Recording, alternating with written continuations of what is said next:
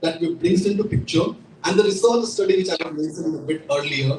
So we conducted this study during the COVID pandemic, and we were able to achieve 97% improvement in quality of lives over a period of 18 months. So that study is still continuing. So we are expecting to publish another research paper in 2 to 3 years from here on. We will see a metric on 5-year terms. Because ठीक है हो गया 12 महीने देख लिए 6 महीने देख लिए and this is something which is independent of the organization. So right now they are the individuals, employees who have volunteered to be the part of our programs. So this is the personalization of your well-being.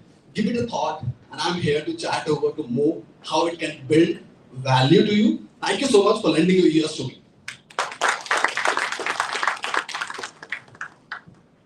Very interesting.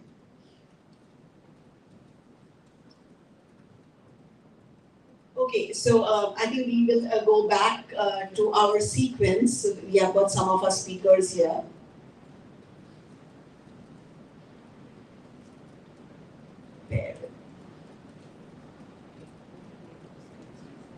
Okay, so I would want to welcome our next speaker, Amit Malik, who is the President of WhatsApp Japan, Asia Pacific, and Australia. Amit started his career in human resources and then pivoted to being Chief Operations and Customer Services Head to then becoming CEO and MD. Currently, he's President Japan, Asia Pacific, Australia at WhatsApp Worldwide. Amit has worked across portfolios in business transformation and growth, strategy and consulting, business restructuring, change management, digital strategy, financial analysis, and impact leadership and capacity development, and operations and customer services management. He takes great pride in building customer-obsessed businesses and driving synergies among diverse teams. Among many accolades of Amit, I would like to mention some from the recent past, which are Business Icon of the Year 2022 by Z Business, Change Maestro Award 2022 by Manav Rachana University, and People Living Legend Award 2017. Amit Malik, we can welcome you to the stage, please.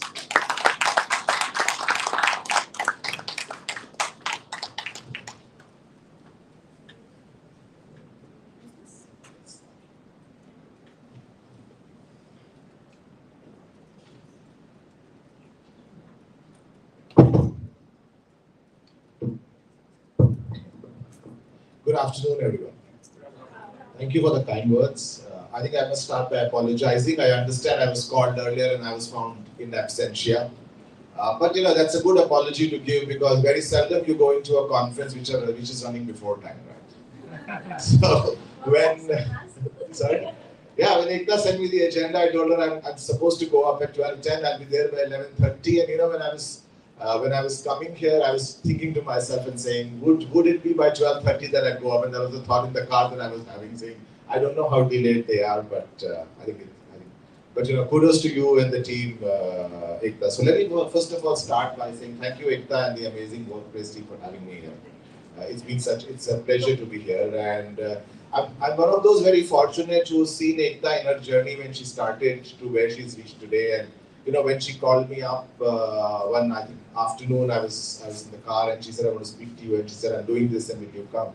I said, yes, I will, without a hesitation, because I was telling her, I said, it's a right place for your journey to be where you have been. And it's a very, very prouding and I'm sure a rewarding journey. So many congratulations once again, and thank you for having me. Ekta told me to speak about culture and how I see the futuristic workplace organizations dealing with culture. So let me tell you, I'm going to keep it very, very short, 5 crisp points, and then I'll get on to the other speaker. But I think today is a perfect occasion for all of us to gaze into the future.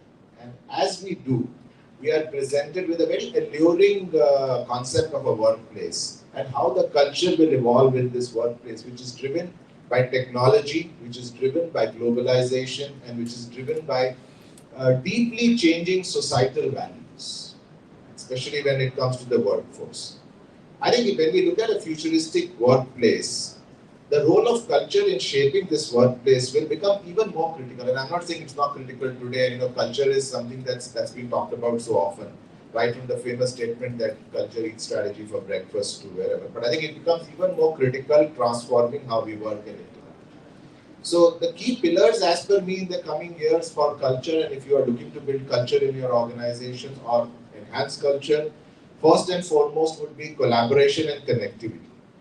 We all know that there is a huge rise in virtual reality, augmented reality, advanced communication technologies. The future would be far more a global village than we see today. We actually, all of us believe that we've reached that whole piece of we are a global village, we are one team across geographies. But I think there are certain geographies that we still ignore. If you look at it, I don't know how many of us on a daily basis interact with geographies like South America, geographies from the Pacific down from New Zealand, but I think those are the stuff that will come into be more global village. I think colleagues from different continents will seamlessly collaborate into virtual spaces, transcending physical boundaries and time zones. We are very used to Europe and US time zones, but I think that's going to expand as we look at the future of the workforce. The workplace cultures will celebrate diversity and will require a deep need for cross-cultural understanding. I'll give you my own personal example. I look after countries in Japan, Asia, Pacific, Australia. But when I deal with my counterparts in Thailand, to Indonesia, to Malaysia, to South Korea, to Hong Kong, each one of them have their own different cultural nuances that one needs to be very, very cognizant of. While you bracket them as Southeast Asian nations, but they all have a very, very different approach towards right from starting to responding to an email. When I first wrote to an email to a CEO of a bank in Thailand, my sales leader in the market told me, don't expect a response for the next 4 days. So I was like, what? He said, yeah, because I called him after 24 hours in a typical Indian way and said, we haven't got a response. What's it? Can you just follow up? You're the local guy in the market. And he said, 4 days, then I will call. And then I will tell you what to write. So that's how the small nuances that one will have to understand. Another example I'll give you. I was in Thailand 2 weeks back, and I met this very senior gentleman in a telecom company who very proudly told me he had 10 EAs and he had somebody to manage those 10 EAs. And I was like, wow, that's the epitome of hierarchy, right? Having 10 EAs. We are lucky we have one, but yeah, he said it as a matter of fact. So that's how it's going to be. But that's the cultural nuances. When we talk about connectivity, AI, I was talking to this startup a couple of months back, and this gentleman is building a workplace which is in Meta. And what he's trying to do is he's trying to create your offices, your education institutions, your classrooms in Meta, so that even if you work from home, you can go and sit at your workplace in your office or your seat in the college lecture hall, and your boss can walk up to you as a figure in the Meta, pat you on the back and take you to a meeting room. So that's how the virtual workplaces are going to be. So while you are at your home, you could still be in office, so that they want to make sure that you're working. So I think that's very interesting. The second piece I want to talk about is AI and automation integration. I think automation and artificial intelligence will revolutionize the work process and take over repetitive tasks, augmenting human capabilities. Is there anyone who hasn't still tried ChatGPT here? Who hasn't logged in, hasn't tried ChatGPT? No one, right? That's what I expected. So you know what ChatGPT can do, right?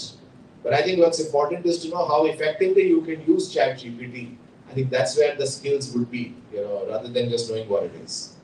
The workplace culture of the future will be more embracing and collaborative with intelligent machines. I think we have co-workers as machines. It's going to be a reality in our own working life. That's how I see it. I think it will be. There will be a lot of interface, and as HR leaders, you will all be challenged. How do you deal when you come to your policies and processes when it's for machines and it's for human beings, and how do you differentiate? And I think that's something that people should start thinking about today if they want to build an organization of future 5 years. And employees will be encouraged, as always, to develop new skills and engage in creative problem solving. But I think they will have a partner in AI, which will drive both efficiency and innovation. So I will. Last month I had to go to Shriram School where my boys study, and I had to give a fintech talk on to class 11th and 12th students. So my elder one, who's 18, just passed out, came and told me, you really need to keep it basic, right? So I said, fine. And I did try, give it my first shot, and he said, no, it's not basic, it's still here. You started here, it's still here, you need to still go down. There are 11th and 12th kids, so So I actually went to ChatGPT and said I want to do a fintech talk for class 12 students, and I gave them a 20-minute, gave some guidelines. This is what I want to cover about, and kind of wrote a very, I proudly feel I wrote a very nice script for them. And in 3 minutes, lo behold, I had a script for 20-minute talk or 30-minute talk, which I then revised on my own to say this is relevant, not relevant, but what would have taken me 4 to 5 hours took me actually 1.5 hours to kind of get ready, and then when I showed it to my 18-year-old, he said, yeah, works. So, it worked. Third is flexible and decentralized workforce. I think the traditional 9 to 5 office setup is gone, right? All of us know that. We don't want to go back to office 9 to 5. We don't want our organizations to call us 9 to 5, 5 days a week. I think that's gone. So, that's surely a thing of past. Future will even see more decentralized workforce and flexible working environments. Where humans and machines are going to work together, guided by technology, I think it's just going to increase. The whole question of why should I come to the workplace and what do I do and how do you measure my performance will be very, very important. The fourth, but the key important point that I think the workforce for the culture and workplace for the future would be psychological safety. The future workplace will have to have a culture that provides for psychological safety. Because as workplaces become more global, more technologically advanced, and as humans work alongside machines, this will be needed to foster the culture of collaboration, to foster the culture of trust and openness, far more than what is needed today when humans work with humans. It will be important for the workplace and the organizations to empower human employees, support them and accept them with their flaws and shortcomings in the era of technological brilliance. Machines will make very little error, human will still make error. The only point we need to remember is when machines will make error, the impact will be far more than a human error. Right, so they may make less errors, but they will make huge impactful errors which will be very difficult to control. But how do you balance that out as if you're the HR leaders or if you're leaders in the workplace, whether it's through your performance management, whether it's through your governance process, I think that's important, and that's where you will have to provide that safety net to the employees. The fifth and the last one is understanding of augmented human performance. I think the future workplaces will see human employees who will perform with augmented wearable technology, brain-computer interface, personalized data insights, right? If Apple's going to come up with the vision glasses, at some point, would you need a laptop? You would not need a laptop. How do you manage data? How do you do data privacy? How do you manage wearables? Can you say no to them? In my career, when I joined in an organization some years back, they were so strict they wouldn't even let you get your phone on the floor, right? But today, what do you do when I have an Apple Watch or when I have a watch where I can do whatever I want to do on the hand? So how do you do wearable? How do you do brain? Technology advancements, that interface. I think that's an important question to ask, and that's where the organizations should start talking to the technologists right now to see what impact they will have on the workplace. The culture will need to evolve to encourage employees to optimize their both physical and cognitive abilities, enabling them to reach their peak potential. The speaker before me just talked about health and well-being, but I think that's just basic that where we are. We haven't even scratched the surface of physical abilities that we will need for the people to demonstrate. Now, when we talk about cultures, we also need to take into account that it's the leaders that play a key role in shaping this culture, and that will foster innovation, that will foster adaptability, and that will foster inclusivity at the workplace. We all know leaders set the tone for their team, they inspire them, and they help us put the building blocks. Right? So by investing in the culture, businesses can shape a future that is not just prosperous, but it needs to be humane, it needs to be compassionate, and it needs to be very fulfilling for the employees, whether they work from office or remote. The question that I want to leave you HR leaders with is how differently are you going to equip your leaders to help you build this futuristic workplace? The leaders need to lead by example, and in order to do so, there needs to be a big shift in their understanding and outlook of what is expected of them. All of these changes are happening in the periphery. They will at some point start becoming, it's like the piranha. The piranha will attack the whale. The whale can ignore the piranha for a long time, but when a group of piranhas attack the whale, they will kill the whale, right? As I conclude, all I can say is that the future workplace will be very dynamic, have an immersive environment where technology and culture will converge to create a new paradigm of work. Let's embrace this futuristic outlook. Companies that foster adaptable, inclusive, and purpose-driven culture will lead the way to attract top talent and achieve innovation and success. Thank you very much.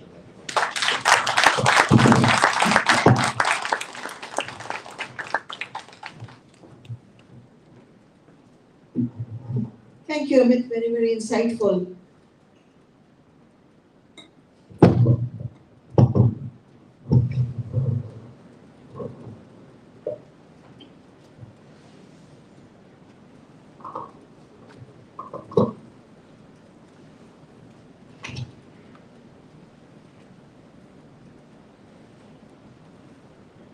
Quick check. Do we have Dipali? Thank you, Dipali.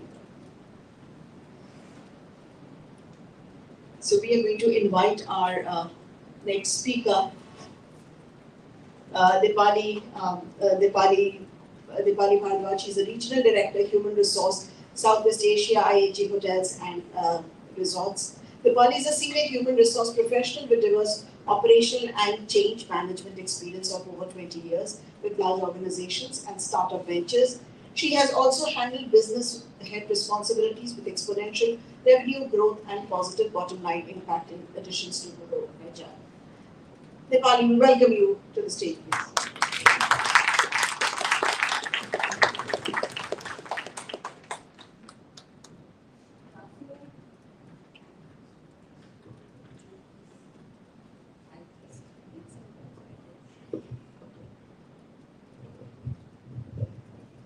Good afternoon, everybody.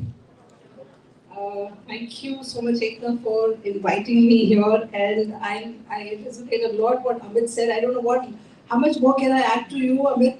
I hope I'm half as good as you were. So it was very exciting to hear you. Thank you for that. And like Amit, I've also seen Ekta's journey over the years. And when she called for this, and I said, wow, this lady has made it. And it's really, really good to see that platform come to what it is. Congratulations to you, Ekta, and to the team. And I think we should have a round of applause for her.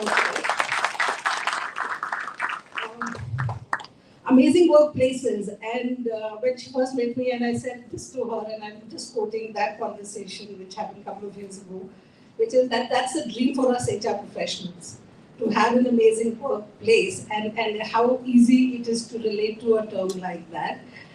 And that's the objective that we all kind of strive for. But what really makes an amazing workplace is its people. Yeah?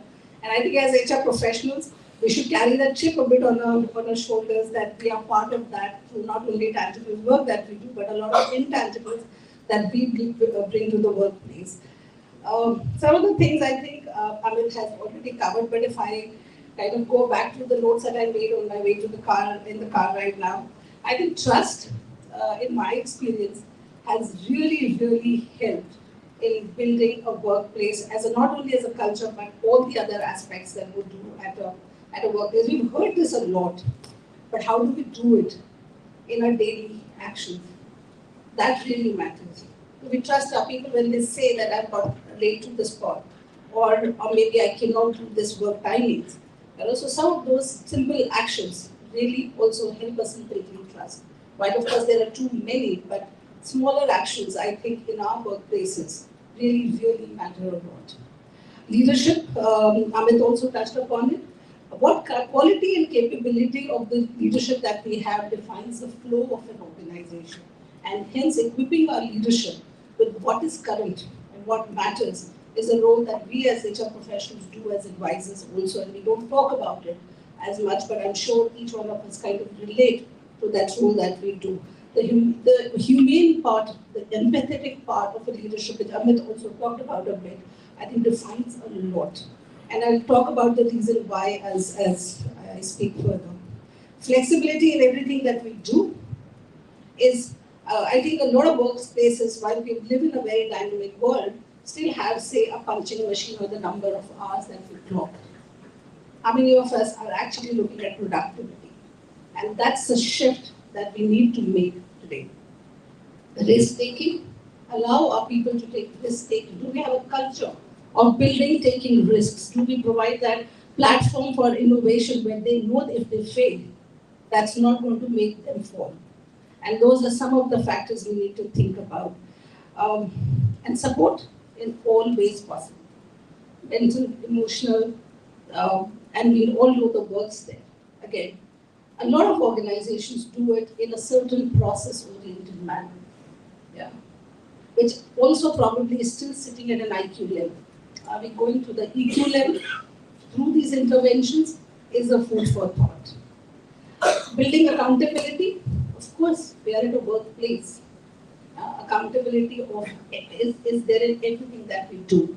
And also something that everybody, every people manager, I think the time has come for us to have that shift in our own leadership styles, as all people managers is leading without authority.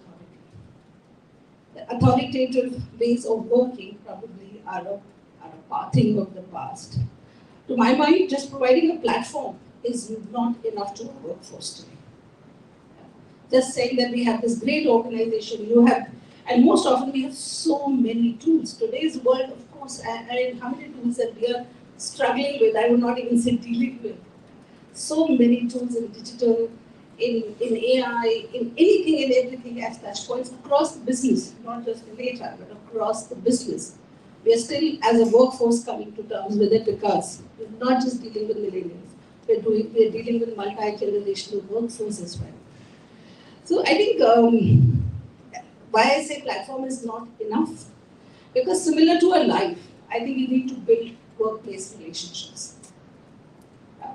Of course, digital and everything will come along, but workplace relationships is something that we like. Like we invest in our homes, we need to invest in our workplace relationships at work too. And that really helps the productivity, not only of our respective teams, but collectively.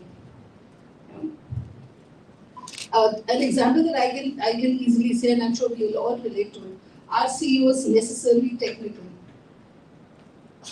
Not really, but they understand numbers. Now, they're not the chartered accountants, they deliver the best EBITDA for our firms.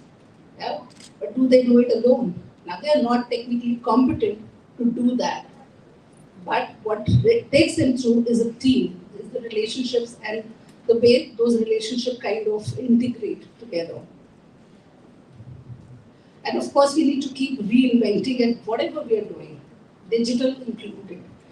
What got us here? All of us in all our organizations will not keep us there.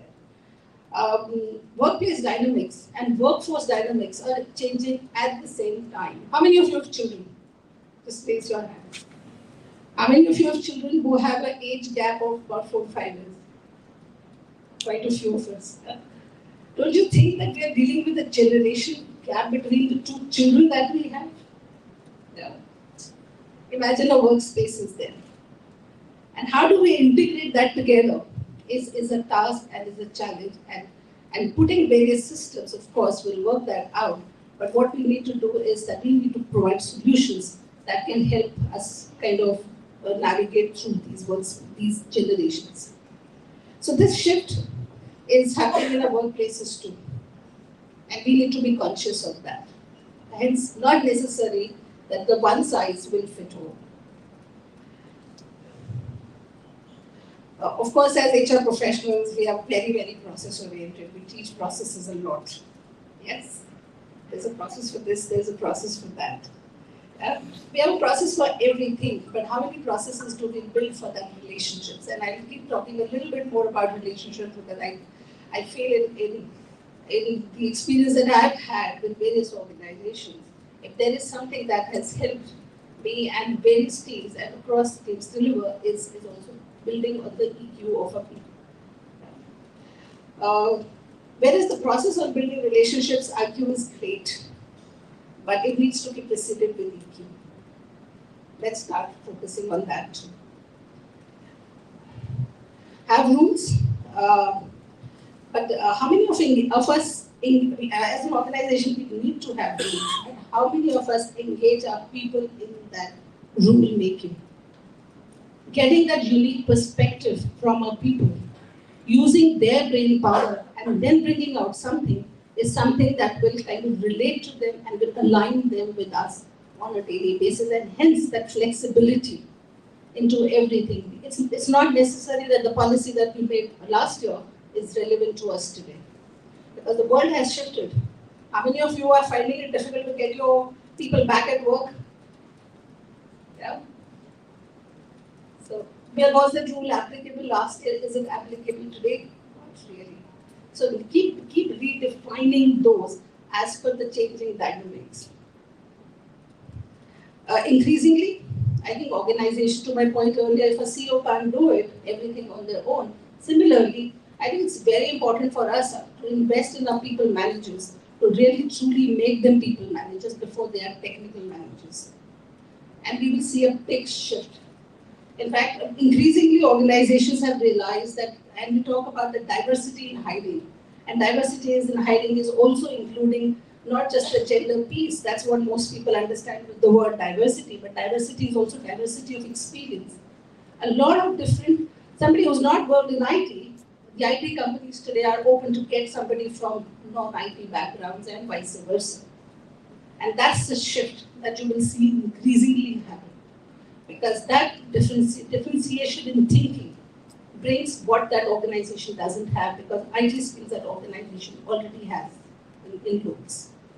Also, a sense of purpose is what a lot of people really need. I think one of the things that as HR professional, and you've seen a lot of memes around it, is around all the events that we host. Yeah? Have you seen? Raise your hand if we have. You've seen enough around those. Yeah? But what is that? I think a lot of times we undermine the relevance of building that engagement. That will be continuously, whether on a digital platform, otherwise, or hybrid, or the way the shift is happening. Imagine in our homes, and because that I'm bringing homes because that's what we relate to the maximum. We have a festival and we are not together as a family. What does it do to us? It takes the joy out. So if we need to build that sense of belonging at the workplace, we need to stick to some basics too. Not everything can shift and change. And a lot of ERG groups, I think, really are becoming a big part of organizations, and you necessarily don't have to necessarily manage those employee resource groups because they are self-managed. I think it's and what it gives to the people is a sense of purpose, and the sense of purpose is also beyond work that they do on a daily basis. I think it's magical when the personal interest merges with the organizational interest. And that's when you get that glue. That's what a culture does, is that glue. I think culture is the only, we all know, is the most sustainable thing. It's unique. Each organization has its own culture. And it's also shifting. But that uniqueness is something that our competition cannot pick up. We all live in a competitive world. We talk about competition and everything else, but it's also a magnet that gets our people. I've been challenged in the past that we can't hire from an ex-organization because they don't think we are great. Later, from the same organization, we hired not only the leadership but also the people, the teams along with it, because our culture shifted and we made that shift and we talked about that shift. And that success really helped the organization grow and build business. It also breaks the competition, but that's not the important part. What is important is that you are building your organization. So culture is the glue. It's unique. It's yours. It's what you create. It's what we create with everybody else. And the organization has a sense of culture and purpose. When a brand also has a sense of purpose, and when people feel that sense of purpose, I think they move from surviving to thriving. And that's what is the end goal for us as people managers, people leaders, or any organization. That's what I want to say. Thank you so much for the Thank you. Any questions? Happy to take.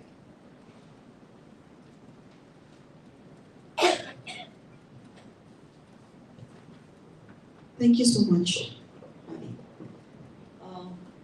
And there is, we would move over to our next keynote speaker.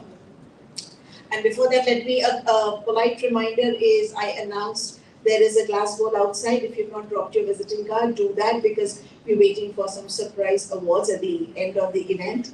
And also, we would love to have your testimonials. So do look out for the booth outside. Moin is there. Do make sure you share your feedback, your testimonial. We would love to hear it and we would love to post those on our website. And with that, we are moving to our next speaker. My apologies, we have this sequence.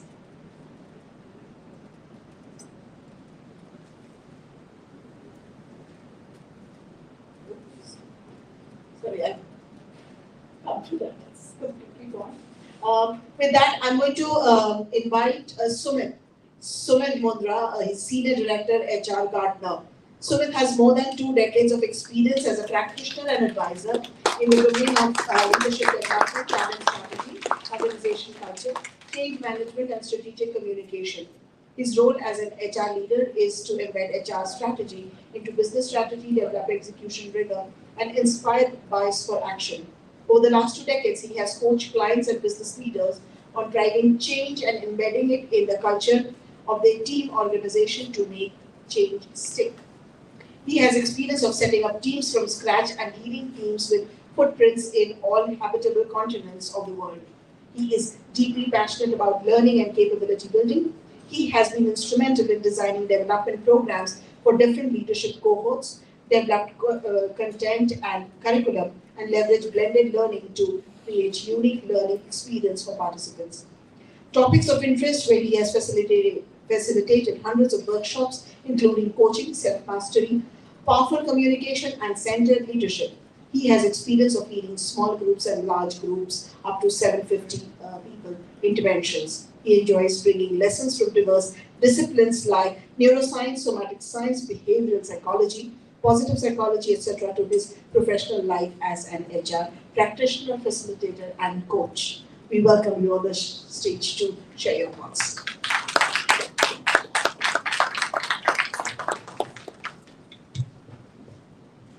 Thank you so much.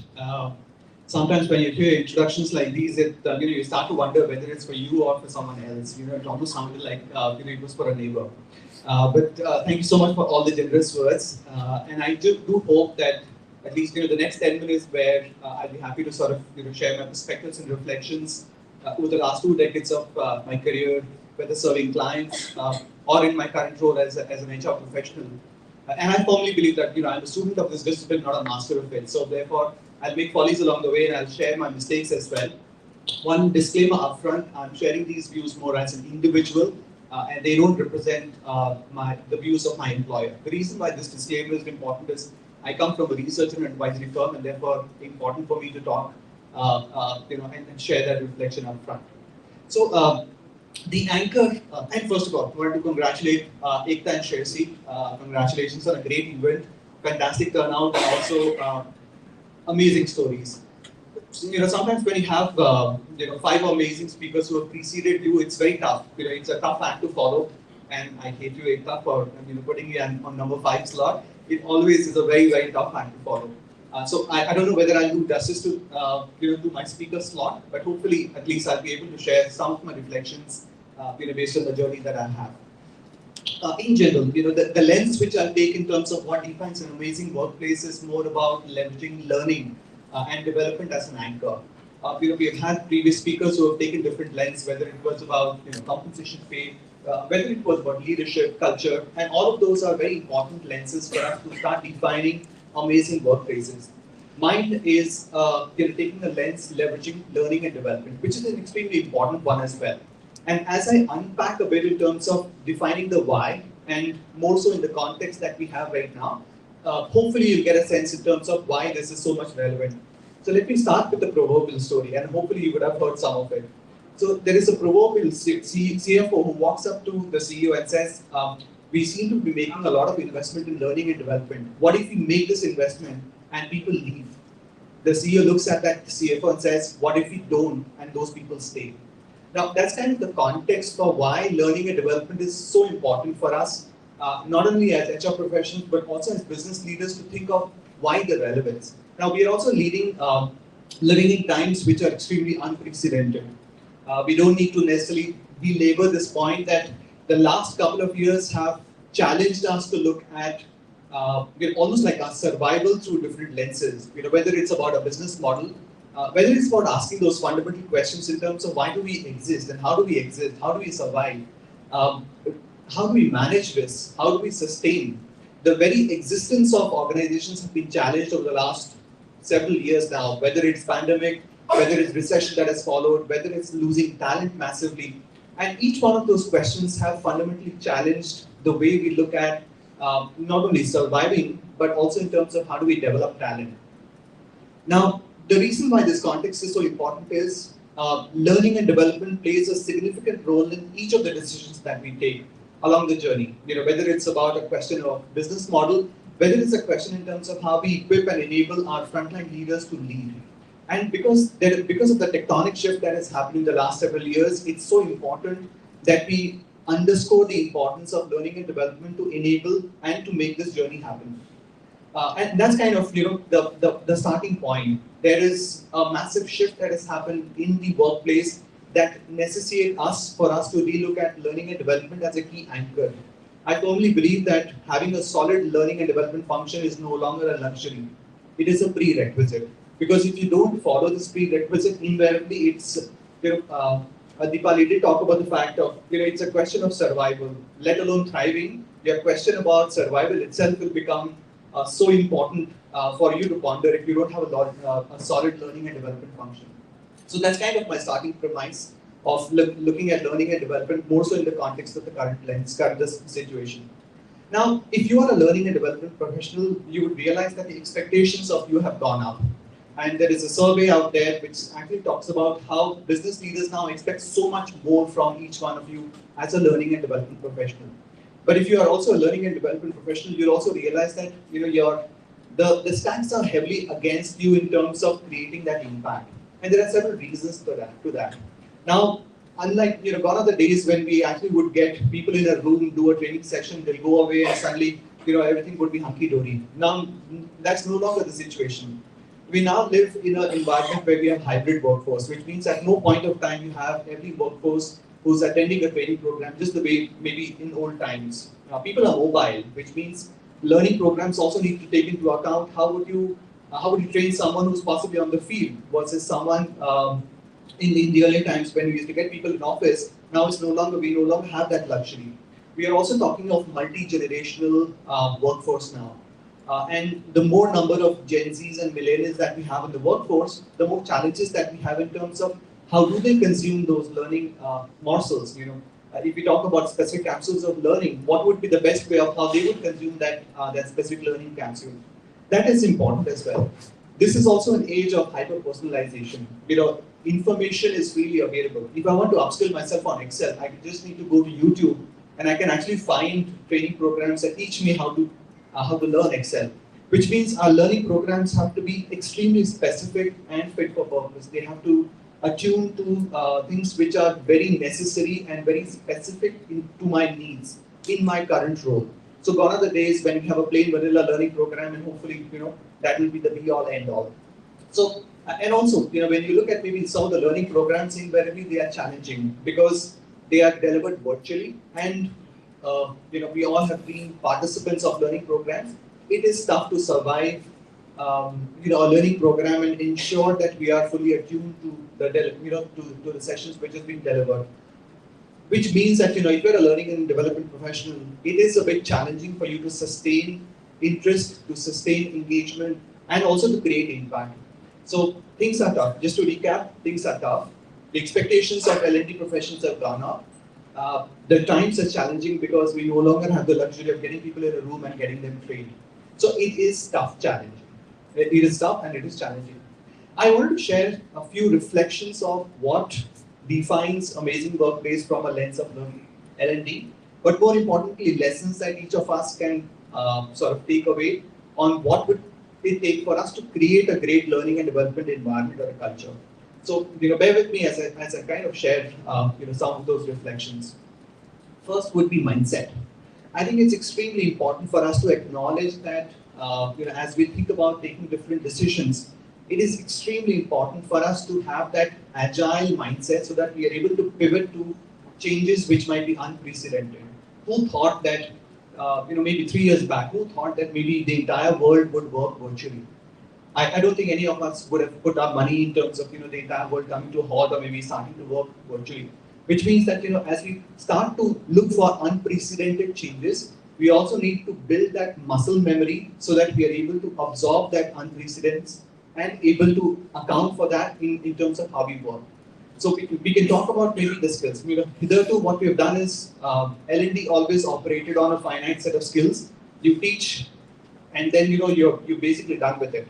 Now there is disruption, whether it's technology disruption, whether it's in terms of survival, sustainability, etc. So every month, every day, there is a new challenge which is coming through, and there is not, it will not be possible for any L&D to basically teach everything to everyone, which means there has to be an element of teaching to basically, for employees to know how to learn. Because if an employee is aware of how to learn, they'll build those new neural networks, they'll build that new muscle memory, which will drive them to acquire new skills. And once they're curious, they're inherently curious about learning new skills, they will learn. So what L&D needs to focus on is to teach them how to learn rather than to teach them specific skill. Of course, teaching a skill comes as a part of the overall package, but it's most important that you are building that muscle memory for employees to learn how to learn. That's kind of number one. Number two would be focus. You don't need to solve for global warming. When you're looking at L&D, you don't need to solve for global warming.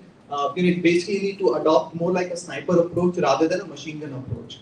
What I mean by that is organizations need to choose where to invest in building that skill, which will either yield disproportionate focus or what they believe will be the key differentiator.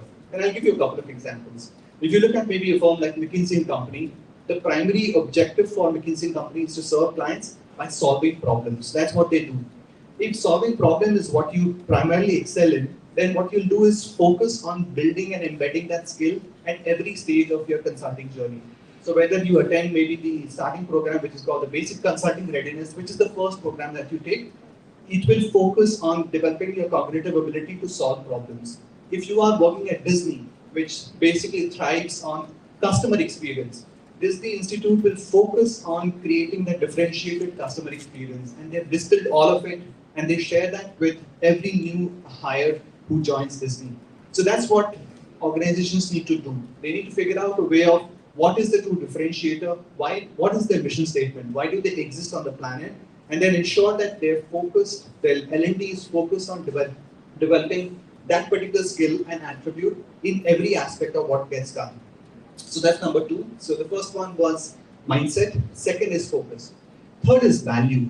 I think this is an extremely important aspect and a couple of reflections here.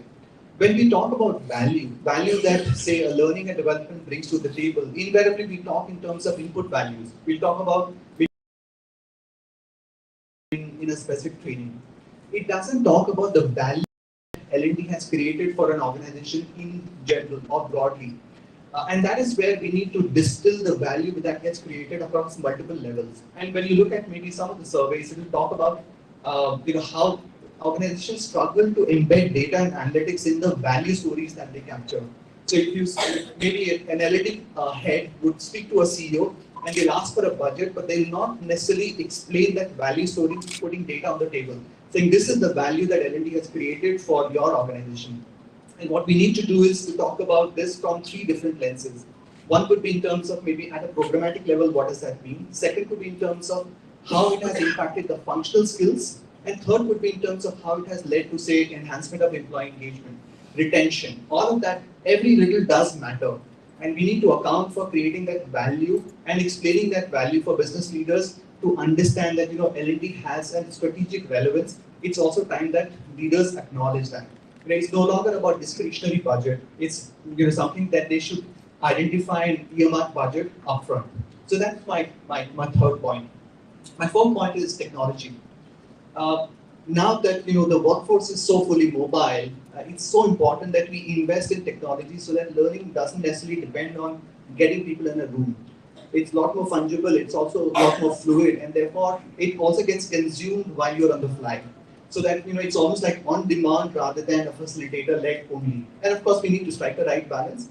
The key technology decision that you need to make is also fit for purpose. It depends on your level of maturity.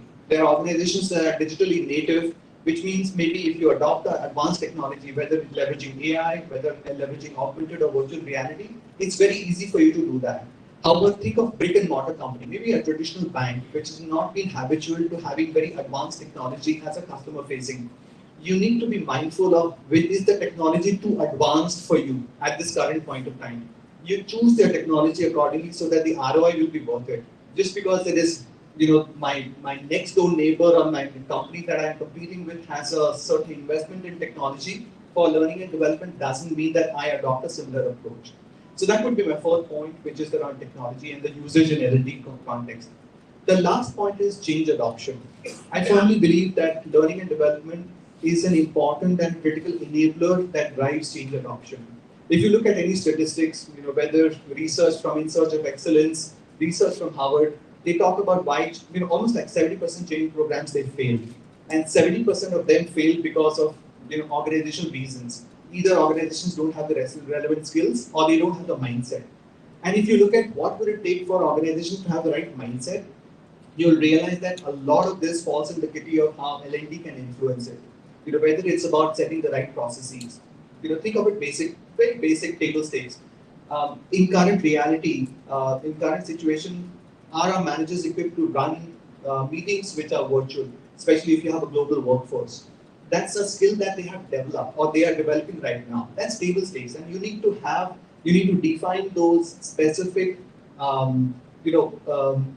expectations of managers and build those relevant skills as well. Also, new age skills which might be important for them to sustain and survive going forward. So, net, if I take a step back, for anything which is related to change adoption, it's extremely important that L&D becomes a key enabler. For those who might have seen how banking used to happen, we stood in queues and a teller would dispense cash and hand it over to us. Gone are the days. How many times we even visit bank? Most of us now do banking on a mobile or on an app now.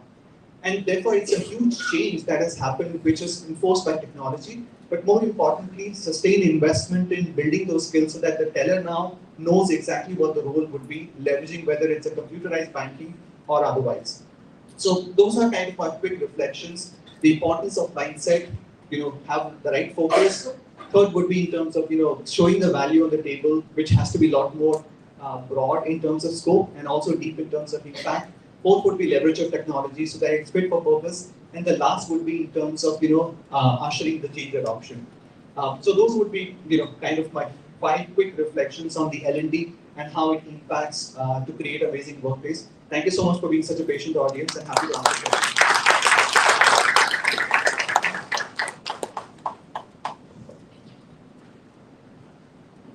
So we had all the keynote address and such excellent thought. Thanks, Sumit. Let's open it up. Any questions? So I know this was not planned, but I think we have hundreds of years worth experience sitting in this room. Great experience. Any questions we have?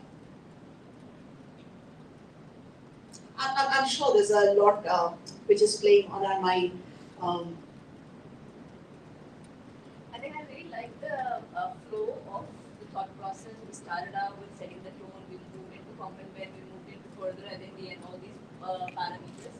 What I really like about the right messaging which is coming up, and I think we all are aligned with the thought process which they're sharing. Similarly, in terms of questions per se, they're making it much more easier for us to articulate that. So I think that's the reason we thought we'll cover it up in the networking sessions if required for the questions. That's what nobody's asking questions here. Okay. But you still have the mic here in case you want to do. I have a question, Amit, for you. Here are HR professionals, and you made that significant over to business. Was it what it designed to be that way? Was it an accident? And how has that transition been? Because I think we always struggle between people practices. I think we spoke of people practices, so business comes first, right? 2 worlds you have to balance. So how did it work for you? Why the reason, and how did it work for you? Thanks. That's a tough one, honestly. It's not that I've not been asked that question, but I never have a right answer for it. But I'll start by telling you an anecdote, whether it was designed or not. When I started my career in 99, 97, when I joined SIBM, I was sitting in that, all those colleges do this induction to say, first day induction, they get an industry speaker. So we had an industry speaker who was there in 97, and he asked the question to a room full of 180 of us on our first day at SIBM, saying, how many of you want to be a CEO? Right, and I think 160 or 165 raised their hands, and the 15 of us did, and I was one of them. And not because one didn't have the aspiration, but I really didn't understand at that time what it meant to be a CEO. I was just a fresh green engineering graduate who had not worked, moved into a business school doing HR specialization, and to ask this question, I really didn't have the answer to that, right? And the gentleman then went on to say, all those who have not raised hands are the biggest losers in life. And I kept asking to myself, saying, how pompous is that, right? But anyway, so it wasn't by design, ma'am. I think it just happened when I joined my workforce. I joined GSK. I don't know how many of you know Mr. Dwarkanath, but he's a legend in human resources. PDN, as we called him, on the first day of induction on 1st of June 99, said something that stuck with me. He said, before you write a check of 100 rupees, you should know how many bottles of Horlicks it takes for us to earn that. And I kept thinking about that statement, and I went back and I realized, so that's been my orientation. Whatever I've done, I've always wanted to understand business, be with the business. Long story short, it happened by accident, as they say. I was the HR head for Aviva. The board asked my boss, saying, when you are looking at somebody for business roles, why do you not put his name as a successor? And that's where the conversation started for me to move to the COO role, along with my CHRO role for 3 years, and then the CEO role. So yeah, I think it's more by design, more by people leaders who had faith in me and who thought I could do the job and took a part of this. Thanks to that. Very interesting. That always intrigues me, because I lead the HR practices, and I also wear a slight hat of a business leader, managing the people. You're always so conflicted at times. So I had to ask that question. Any overwhelming questions on the top of your head? Okay. With that, we will move on to our next section. Govind, may I request you to come on stage, please?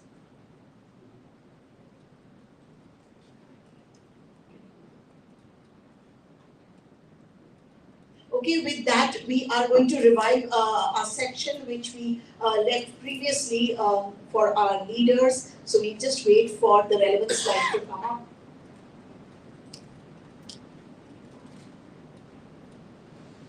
Again, going back, our leadership award aimed to acknowledge the individuals who have exemplified outstanding leadership skills, innovative thinking, and resilience. For me, resilience, literally resonates in many ways. We move across industries, generations. Typically, I think some of us spoke about it. The generation seems to be very different in the last few years. Whether it's the COVID, it's an amalgamation of a lot of things. So these are the leaders who are literally shaping the career of such people and the industry as well. We just give it another second till the slide comes up.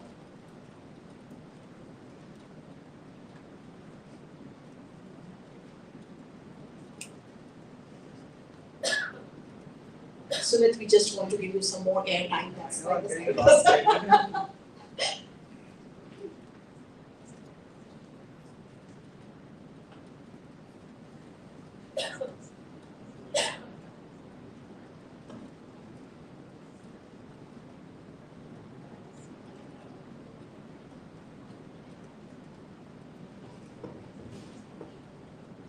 Thank you. So we go back to our award section, and I think this is one of our favorite, is acknowledging the leaders. With that, Amit, we would love to welcome you back on stage, please. We're acknowledging one of our leaders, Amit, started his career in human resources, committed to being Chief Operations and Customer Services. So we've spoken about the many accolades Amit already has, of which it has been Icon of the Year by Z Business, Change Master 2022, and People Living Legend 2017, and now 2023. I hope it adds to your list of accolades. Congratulations. Thank you.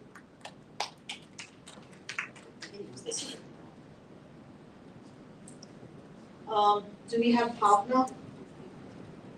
Checking for Bhavna. Okay. Dipali. Dipali. So congratulations again, Dipali.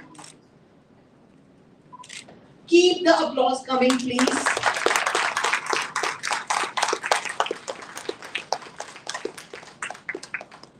Thank you for gracing the occasion. Gaurav. Gaurav Sharma. Pia. I know Pia is here. Pia Shom. Okay, so Poonam Bharti.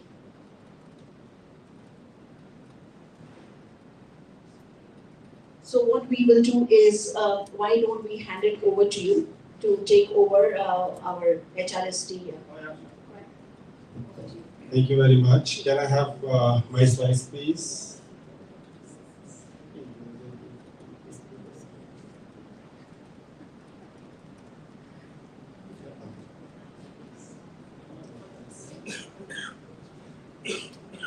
Good afternoon, everyone. All right, so let me start with asking a question. I think that will set a base for the conversation, or at least let me know how deep I need to go into my presentation today about HR Success Talk. So, how many of you know about HR Success Talk? Raise your hands.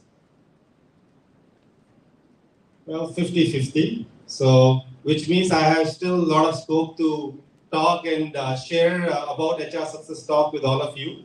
And those who are already aware, I'm sure it's an opportunity for you to know more, because HR Success Talk as a community has been doing a lot of stuff since long. HR Success Talk, what is it? It is a community of HR and business leaders across the world. We have 150,000 members across the world, and it is driven by volunteers. This is a volunteering organization. It is not an organization or a company which works for profit. It's an organization which is run by volunteers. Now, what's our vision? 11 years, this community is driven by a vision to bring the HR and business leader, which you can see here, together to talk about all the talent-related problems we see in the business world, try to brainstorm about it, find some solutions, have some best practices, and share it back with the world so that we can make amazing workplaces. And that is precisely the reason why HR Success Talk as a community has collaborated with Amazing Workplaces. Because somewhere in our vision, this is what we also strive for. This is our global presence. We are present in 10 countries in the world: India, UAE, Ghana, Saudi, Zimbabwe, Costa Rica, Philippines, Iraq, United Kingdom, and United States. And I would like to take this opportunity to talk to you about my interaction with the lady. We were talking to make her the country head for Iraq, and she reached out to us. And my team, my global president of state and global chapter, said, "Hey, Govind, I want you to meet somebody from Iraq." And because this girl is very excited about opening up a chapter there. And the first impression came to my mind when you listen to Iraq. It's like it's a war country going through a lot of stuff. And I met her. There was a video call. And my first question was, do you think we should be opening a chapter in Iraq? And she said, this is precisely the reason why I wanted to have a chapter of HR Success Talk, which is a global community, to make sure that we can tell the world that Iraq is not only a war country, but a country which is also progressive. So these are the countries where we have our chapters. Why somebody become part of this community? Now, how do we become part of this community? It's very simple. You don't have to fill a form. You don't have to pay a membership fees. If you have attended any of our event, if you have liked us in any of our social media or followed, we consider you as a part of our membership. Now, why you have to be a member of HR Success Talk? There are multiple ways or reasons by which you should be joining this community. The one and the major one, which we always call, is learning from each other. And maybe if you look at this setup, of course, amazing workplace is set up supported by HRST, but that's also connected with our vision where the keynote speakers are coming.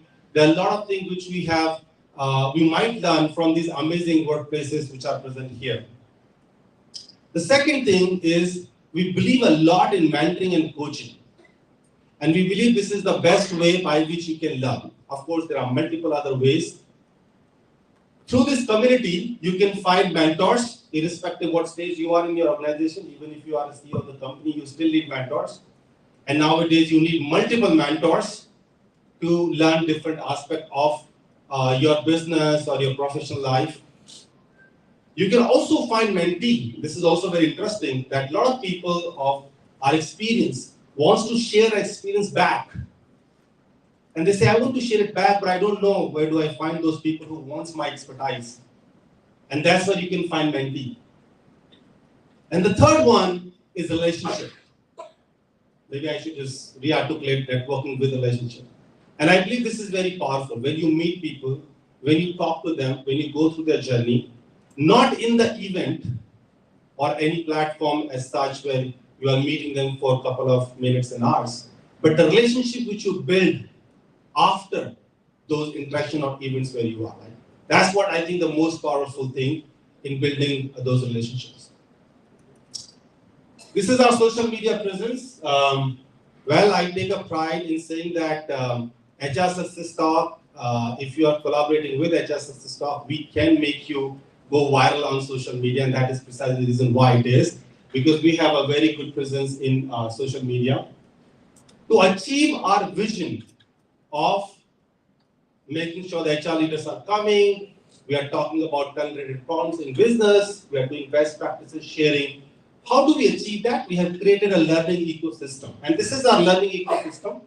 I will not talk about all of them, but let me talk about some which are very key, which I think will be useful. And when I'm talking, what I would like all of you to also think that how this community can help you. Is there anything you can give back to this community? And you will know when I talk about the things we do as HR Success Talk. And as I said, I'm going to talk about some very key ones which might be very useful for this audience. So let me go to the first one, the HR Strings Meet and HR Conferences. We do HR conferences across the world where we invite thought leaders like you, and we have different kinds of models on which we work. We do panel, we do keynote, we do brainstorming, workshops, etc. And these are glimpses of some of the Strings Meets we have done in the past, pre-COVID, post-COVID, of course not during the COVID. We have also done an HR Leadership Summit and Awards a few months back where we have recognized top 50 CHROs in Delhi NCR. We also do Global Excellence Award, and these all are individual awards. We don't do awards for organization. These are your individual capacity awards. So far, we have done 6 editions of Global Excellence Award. Now, and this is the 7th one, which is ongoing right now. And there are multiple categories. There are 10 categories to it. I'm sure you can't read it on the screen, but this is top 10 Global HR Excellence, Young Excellence HR Award, L&D, Talent Acquisition, CEO, Women Leaders, in Business Administration and Procurement, Vice Chancellors, and Global Top 10 Global Placement Officer Awards, and CSR Impact Award. If you are an individual in these 10 categories, you can feel free to go to our website called hrsuccesstalk.com. You will find awards. There is a form which you need to fill, which will go through our jury. And if our jury selects that, we will be having our award ceremony in last week of September here in Gurgaon, where we'll be awarding 100 Global Excellence Award in 10 categories, because every category has 10 awards. But other than that, specifically for Delhi NCR, we are also giving 50 top HR Leaders Award. Those are the awards for which we will be doing our own research and reaching out to people. These are some of the glimpses of the previous awards we have done. I think I'm going. Okay. The other one I want to talk, because this is the right platform to talk about that, and there are a lot of senior people from the industry here. This is called HR Success Talk Elite Club. First of all, this is an invite-only club. There is no way anybody can apply to it. It is that we can reach out, our team can reach out, other members of the elite club can recommend, and then we should reach out to those people, and we make them part of this group. This group has CXOs and head of the functions. But normally I would say nowadays it has mostly CEOs and CHROs, head of talent acquisition, head of L&D. Mostly HR and CEOs are the part of it. There are a few CTOs, CMOs, but we are now prefer our focus mainly on CEOs and head of the HR, because our conversations are more towards that. We are right now present in 8 cities: Delhi, Faridabad, Gurgaon, Noida, Mumbai, Pune, Bangalore, and Dubai. And I'm sure we have your visiting cards. We will be happy to reach out to some of you. And if you feel that this is a great platform for you to be, please join our Elite Club when we invite you to be the part of that. In the Elite Club, we basically do most of the brainstorming and roundtable conversations, because all of them are very senior people, and we try to figure out challenges we are facing right now and how to solve them. And once that discussion is over, we come with an article or white paper which we publish to the world to tell them that, hey, this is how the leaders are thinking to solve that problem. Whether it is how to engage your remote workforce, whether it's how to save your income tax if you are a high income tax paid person. So there are multiple ways by which we brainstorm there. In our Elite Club meeting, we only invite 15 Elite Club members at one point in time, because we wanted to make sure that conversation is very meaty, very useful, so that we can conclude something for outside world. These are some of the glimpses and the white papers we have published in our Elite Club meetings. The other key program, and I think many of you might be interested, I'm sure a lot of you are going and interacting with colleges and universities. Is it? Can you raise your hands? How many of you are interacting with universities and colleges? Pretty much 90%. I think still there are 10% who are not. So this is a very latest initiative of HR Success Talk. HR Success Talk has never dealt with academics. We have always been into industries. But our advisors and the global presidents have spoken about it for a long period of time, that if we have such a great network of industry experts, why don't we help colleges and university in building the gap between industry and academy, which we always talk about. So that's where 1 year back, we started this collaboration with this initiative called College Collaboration in 2022, mid-2022, I would say. How do we help colleges and universities? We help them by supporting them in getting internship and placement for their students. We do a lot of HR conferences in universities and colleges, to the extent that we don't have time in July, August, and September. We are very extensively going and talking, taking our HR leaders, business leaders to the colleges and universities, where they can talk about, share their knowledge, and connect with the industry. We are also helping them to bring national and international guest speakers. So many of you can be those who can go to colleges and university on our invite, be in the university across India and the world, and share your knowledge with them. They really need it. We have recently started a program called Entrepreneurship Development Program. Nowadays, universities are not only focusing on development of their students to get a job, but they're also focusing on developing their students to start and startup.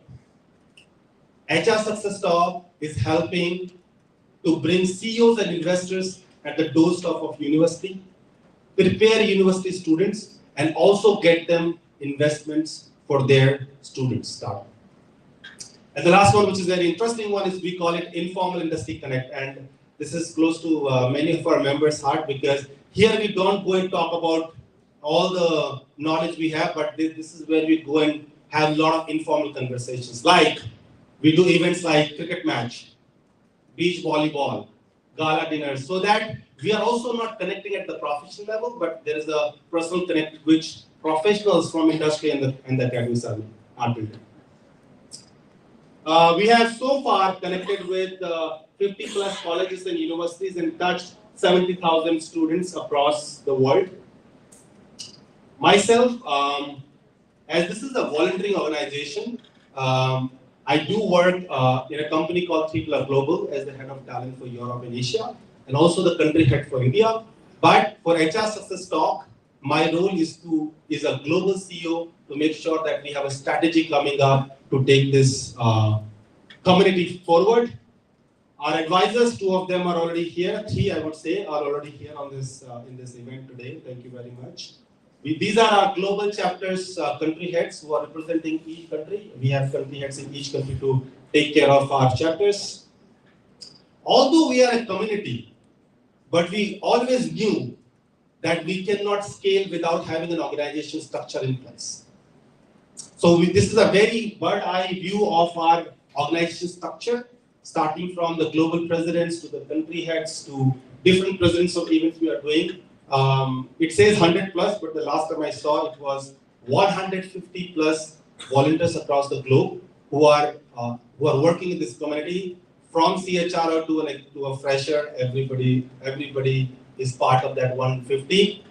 Moreover, 65% of our volunteers are women, and sometimes I always say that it could be the reason why we are growing so fast, because we have so many women power behind this community. So thank you very much to all the men and women who are behind it. These are our India state chapters and also the vice presidents in each state. I would like to also ask from you if this sounds something interesting to you. If you are also thinking that I also wanted to contribute something to the HR fraternity, to academics, to share my knowledge, to do something for HR, to do something for business, to share stuff like that, but I was never got a platform. HR Success Talk is the platform which you should look for. We are always open for volunteers who are willing to get associated with us. If you have 2 to 3 hours every week in your schedule, depending upon what your role is, we definitely have multiple positions open. We do have an HR function too, right? And the HR function is for HR Success Talk. They go through the recruitment process, onboarding, voluntary engagement, training of the volunteers, all that is being done there. So if you're looking for that opportunity, this is the opportunity. You can meet myself after this the whole event is over. We can meet outside. We have a lot of advisors here also. We have our country heads also here. We have our volunteers and vice presidents. Some of them are here, and all of them are working in multiple companies, of course, but they do give their time for this cause. With that said, thank you very much. If you have any questions, I'm here to answer all of them. Thank you very much.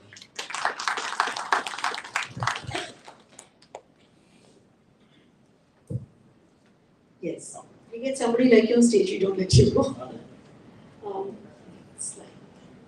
So we will go back to our leader award, and we have somebody we want to acknowledge. So we just give a minute.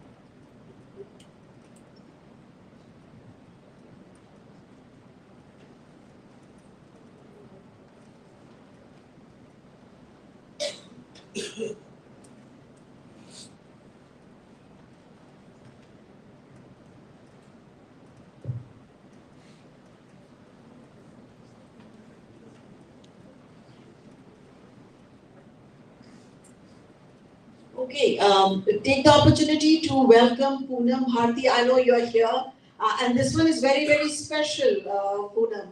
Poonam and I have worked, 15, 20 years ago, and we're meeting today after 15, 20 years. Please come on. Congratulations. So Poonam is currently Executive Director and CHRO, Shriram Distance. In the past, she has managed various strategic and leadership roles in various industries like automotive components, pharmaceutical, API, chemical, specialty companies, and IT services across India, Western Europe, global operations with employee strength of over 15,000. Her critical areas of work has been operational HR strategy, talent, performance management, organization design, merger acquisitions, compensation benefit, and employee. Congratulations, I am on this.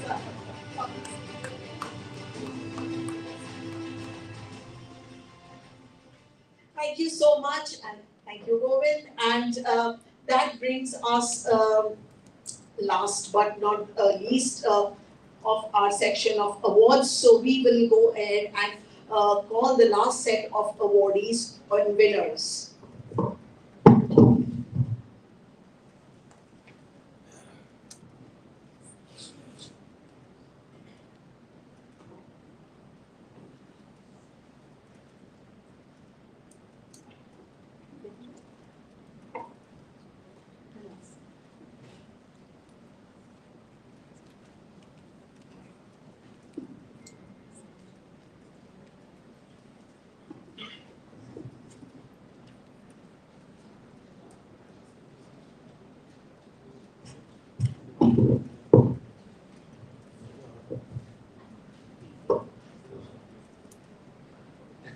Thank you. And with that, Reshi and Ekta, can I invite you back on stage, please, to give away the awards?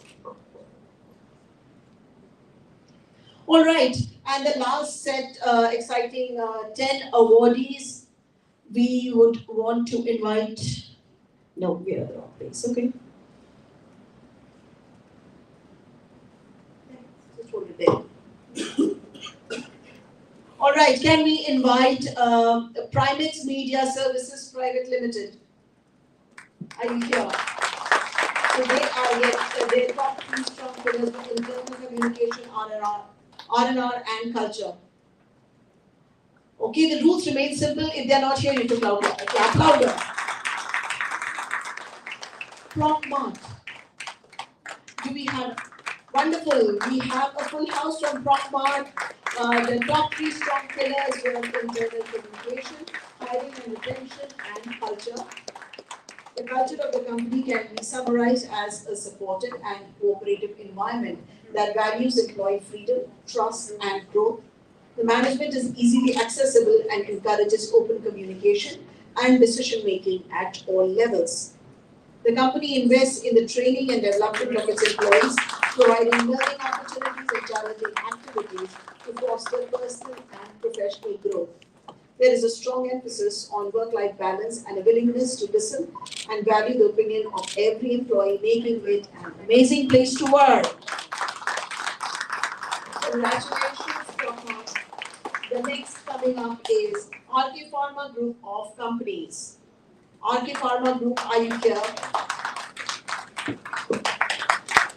Congratulations, RK Pharma Group, and your top three strong pillars identified are employee engagement, wellness, culture, D&I.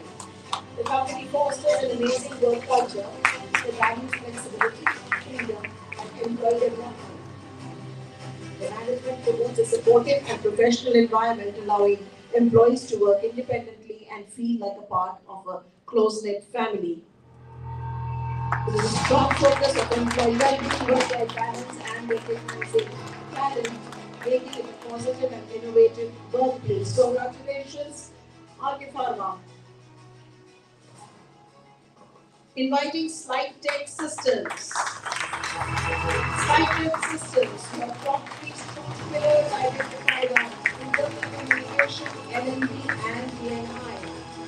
The culture of the company is defined by a supportive and employee-friendly environment that values work-life balance, open communication, and growth opportunities. The management is approachable and encourages employees to share their ideas and thoughts freely. The company invests in training and development, promoting a collaborative and inclusive culture. Congratulations again. We would want to invite SNS Academy. Now clapping, and do we have SNS Academy? So SNS Academy, SNS College of Engineering and SNS College of Technology. I think they need 3 times loud applause, right? 3 of us.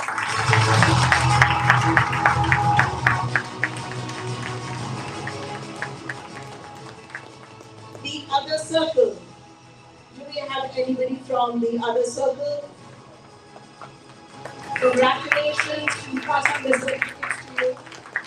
Victoria Auto Private Limited.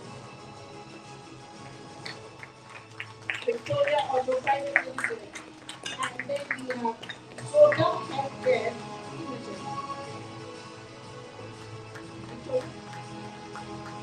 Victoria Auto.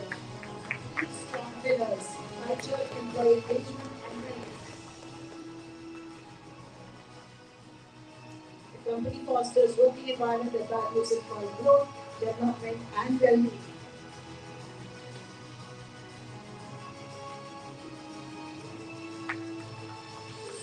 Congratulations. Zota Healthcare Limited. Do we have anyone from Zota Healthcare? All right, thank you. Those were the last set of awards. Do we have anybody left from the previous one? You're all done? Thank you so much, ladies. I'll probably get you back here. Thank you. We are almost towards the end of the event and Baffle Soul? Do we have Baffle Soul here? Oh, please, come on.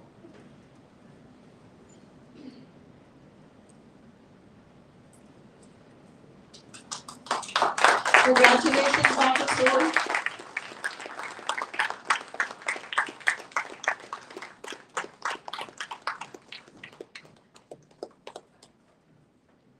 So we will do a picture with the background of the data probably. So Baffle Soul, your top 3 strong pillars are GNI, internal communication and culture. Culture of the company is characterized by its employee-friendly approach, flexibility in work arrangement and fair policies. It fosters a positive and respectful environment that values individual growth and learning opportunities. Congratulations. Thank you. And we're almost towards the end and may I invite Himanshu from Matthew. Himanshu, may I invite you to the stage, please?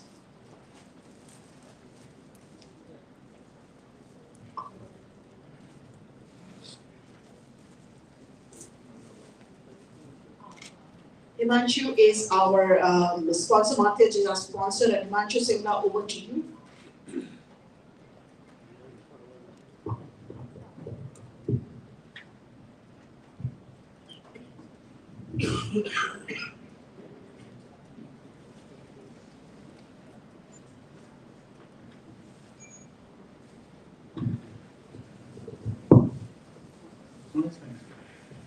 Thank you, ma'am. Hi, good afternoon, everyone. Again, I'm here to not to end the event, of course.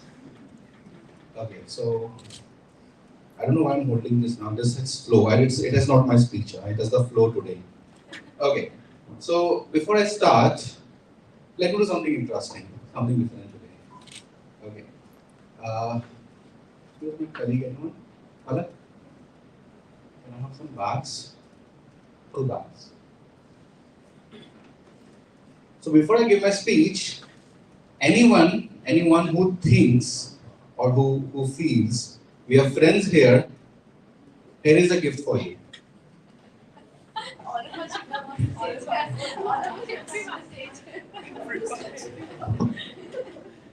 Oh, really? Why not? Thank you so much. See, you have to rush to get the gift if you think you are my friend. I'm your friend. You have to rush. You have to rush like a tortoise.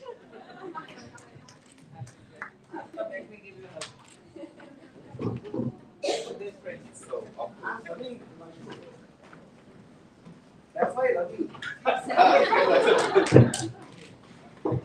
We're not making a movie, Dostana here. Yeah. Thank you. Okay. Let me change my sentence now. Another gift. If you think we can be friends. I changed my statement, I'm running away. So many hands. Okay, first three who can run, come here. Okay, I can make it first five. That means you were expecting someone else to come. That's why I made it. Okay.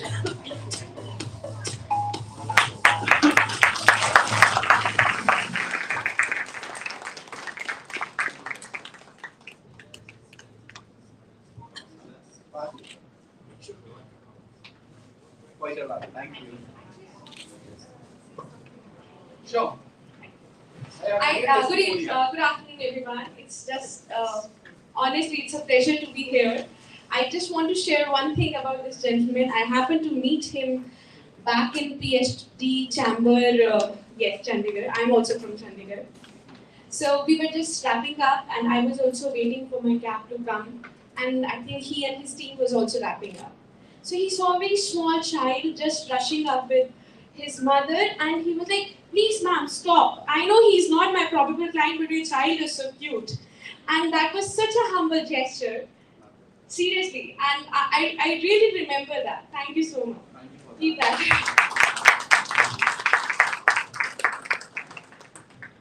Okay, before I speak about what we do, Madhyaj, as an organization,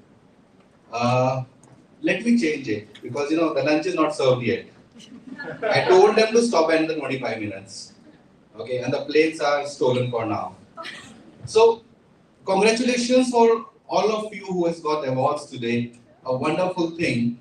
And I have not got one, but my awards are sitting here, I can say that. So anyone, any organization here sitting who got award today, and this is, I'm giving out of my time, which was 5 minutes and I'm stealing another few minutes.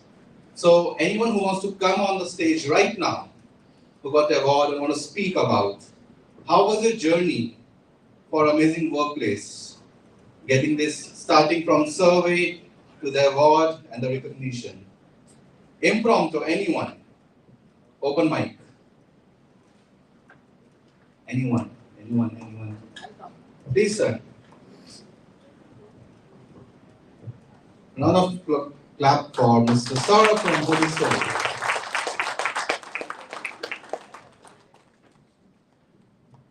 Good afternoon lunch में time है लेकिन थोड़ा सा जोर से बोलेगा तो भूख और लगेगी good afternoon still I am deaf please good afternoon आवाज ही नहीं आ रही so just to tell you my throat is not good so amazing workplace when I heard first time तो मुझे लगा क्या है क्या करेंगे what they will do what value they will add Then there was a round of Google Meet with the team, Ekta. They took us through the 9 pillars. कैसे आप उसको करेंगे? How you will develop the culture? How you will get your pulse of your employees, co-workers? कि वो आपके organization के बारे में क्या सोचते हैं? And then how you can build an organization which will be best suited for your co-workers. So then I spoke. I asked very frankly. Is just like great place to work. So she said yes. So I thought, चलो great place to work तो बाहर की company है. Why not to go with the Amazing Workplace, which is an India-bound company? So I talked to my management. So let's go with the Amazing Workplace. Great place to work तो सबने कर लिया. हम जो हमारे मोदी जी का नारा है ना, be Indian, buy Indian, go for the Indian things. तो उसको मैंने मैसेज किया. Thanks to Ekta for launching this from India itself. And I wish that we should go to the globe. जब सर्वे स्टार्ट हुआ तो it was the first time when we started the survey in Holy Soul. So it took me a time लोगों को बताना कि सर्वे किस चीज के लिए है, क्यों कर रहे हैं, आपके लिए क्या बेनिफिट है. I went and spoke to each and every co-worker why it is beneficial. Then they came up.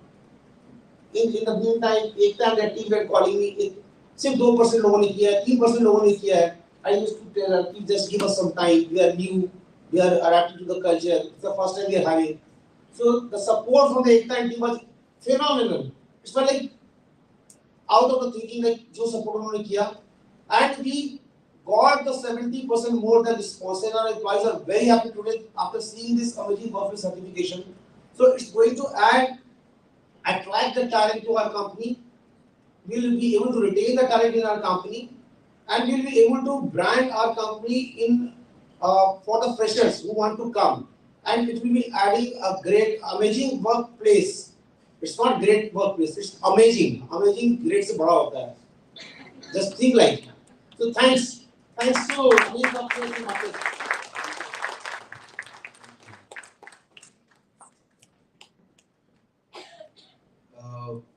Sir, reports ले ली ना आपने? See, that was a sales pitch. Okay, how about Blue Pie? Monica ji, want to speak something?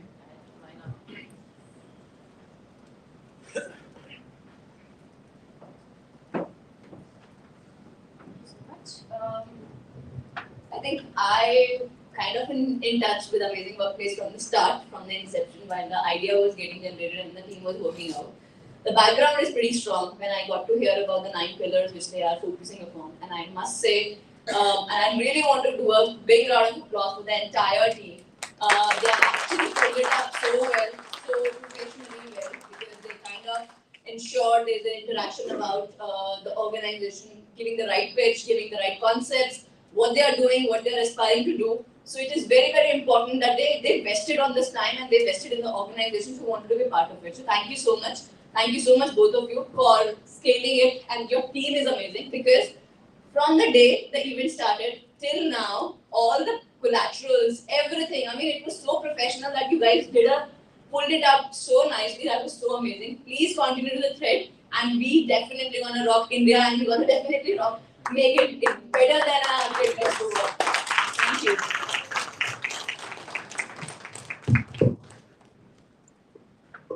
I met Remit from IQ a few weeks back, I suppose. Remit? I met you in office. I remember your pain points about surveys. Can I invite you with your team to speak on this, if it is okay, impromptu?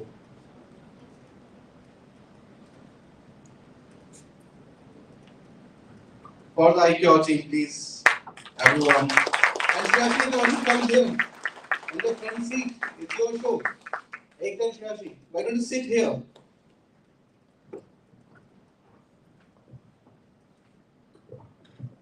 Good afternoon, everyone. So, right now, what we'll have to do is we'll have to look back because this interaction began probably in the month of May. And Drumit from our HR team, he was very enthusiastic about the fact that we should do something like this, and he literally saw a lot of potential. Now, it goes without saying why we do so. Why do we need such a brave tagline saying amazing workplace? We do at this point in time when we see industries are shifting their dynamics. They're talking about people engagement. How do we attract talent and critical points like this?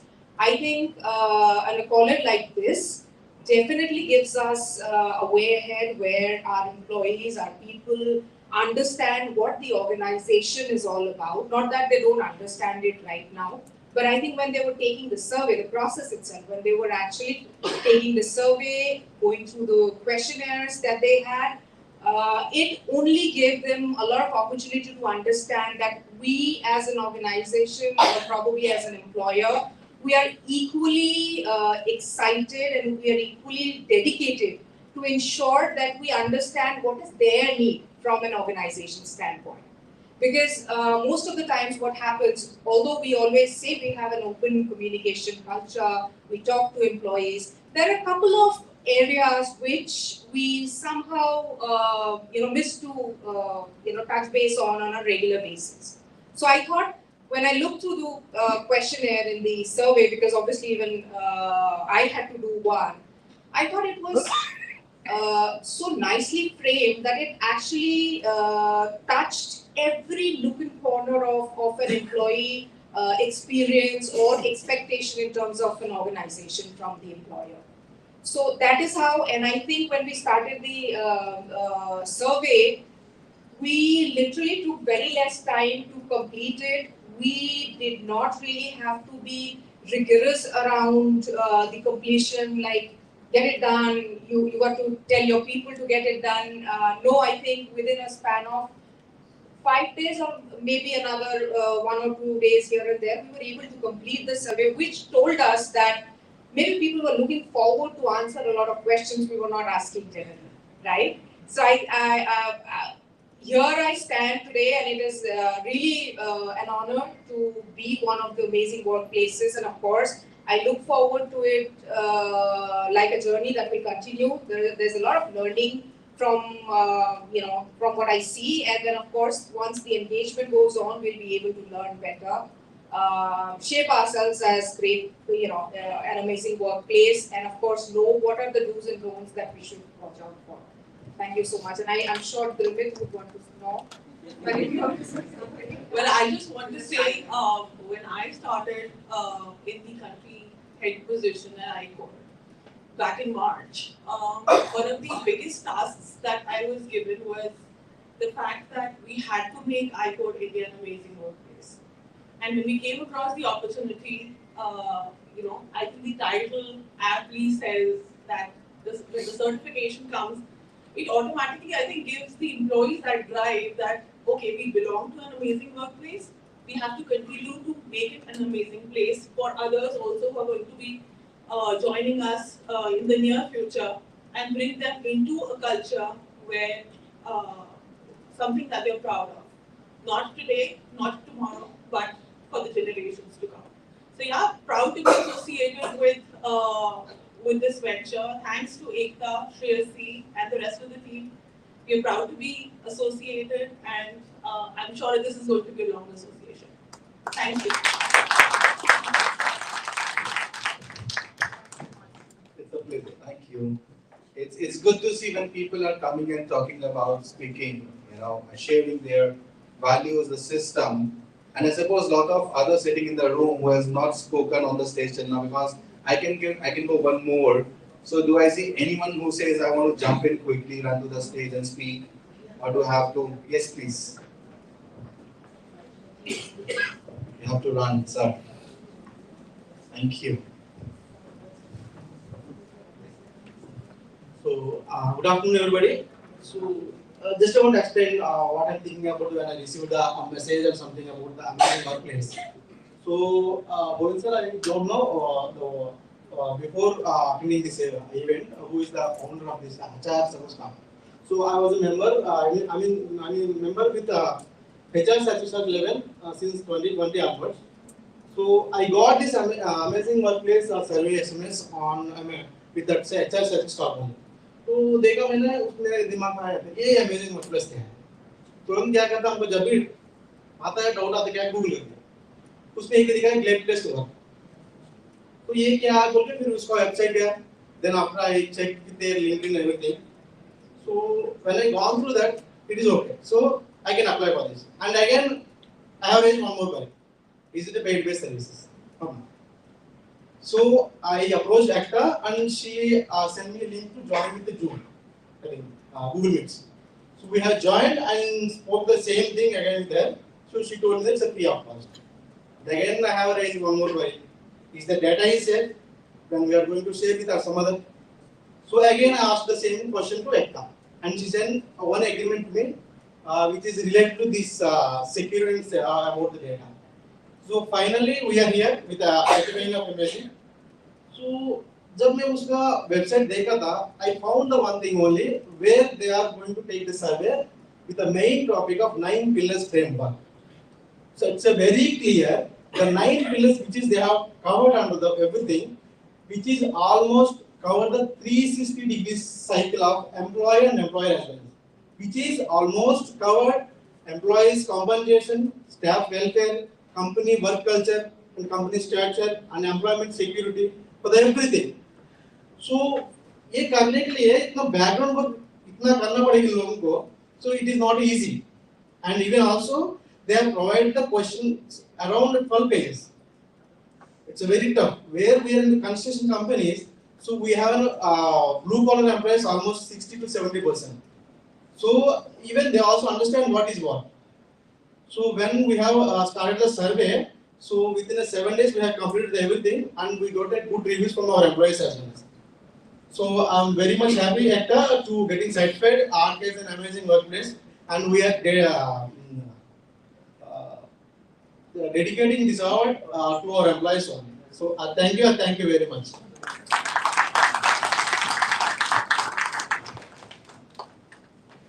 Did I say last one? Did I say that? Yeah. Okay, let's not go to the past, huh? Why to go to the past? I can say okay, one more last one. Please. So we have two. दोनों आ जाओ भाग के जल्दी से. Both the people can come. Take a minute. Oh, sure. Hi, good afternoon, everyone. These two gentlemen, one Himanshu and another Mr. Govind, like networking with them creates a little bit difference in your life. Being from a CHRO, so now going to be entrepreneur, I approached him once for even angel financing for my project, but things didn't work out. But yes, I signed JV with RK Pharma only for my project. Amazing workplaces, this is like second. Earlier I've done great place to work with Jairus Cadillac when I was there. But there are typically only 9 questions. While we go through the complete survey of amazing workplaces, the questions have been scientifically aligned. Even while I was talking to our employees who have taken up this survey, they said, sir, we have done surveys in past also, but scientifically and the flow of the questions was so good that they were adapted to it. Some of them due to network issue or something, even left in between, but they attempted it again. Going above 75% for an organization where we have got the blue collar, I think is a good response. Because this time it was only for my one plant, that too in Gujarat, but we would request that if you can add Gujarati also as a medium of questions. Another we will need Telugu. I think that questionnaire is there. So blue collar, if they also become the part of such survey, so we know what basic culture our organization is having and what people expect out of it. Obviously for my organization, which I am coming up, I am going to have a different culture. So thank you to the team for carrying out this complete exercise. Yes, we can brainstorm and we can include few more questions. In case we go by the culture, there are good number of questions, but still I think as a psychologist I can say we can touch upon a page or two more. So that will give actual picture. Sometimes these are conflicting things and they are going to reply in a different way. But once again, thanks to the team for having this survey. Thank you so much.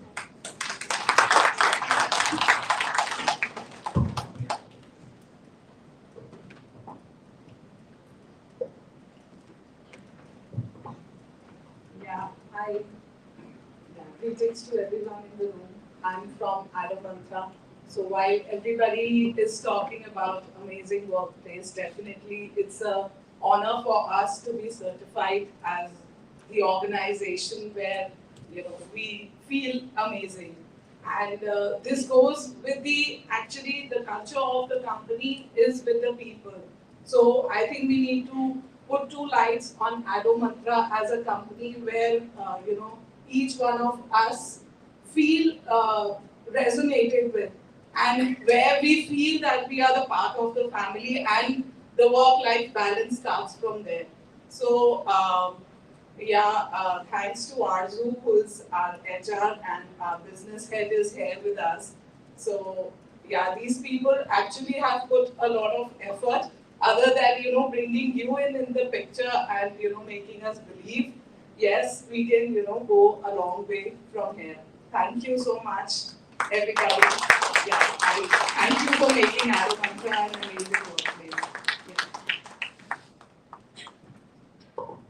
I was having one last hand, and this is the last, so you raise your hand, I suppose. Speak right. this. We're running out of time. No, I can steal time, sir. Nobody will kill me, sir.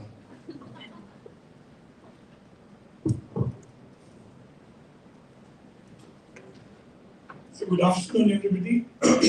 We represent PopMart, and we had a very interesting journey with a lot of twists and turns. Initially, I had some time to convince the CEO why we are going for this. And then we had a lot of hiccups during the survey because some of them opened it and closed it, and the links expired, and so on and so forth. But as we got the certification, I could see all employees really happy. I could see amazing workplace in the status, in the LinkedIn, and the Facebook, and it was an incredible journey for us. And I really thank Ekta and Sriyanshi for coming up with this and Make in India guy. This is one of the best way to take it forward, and I want to see it going global. Thank you very much.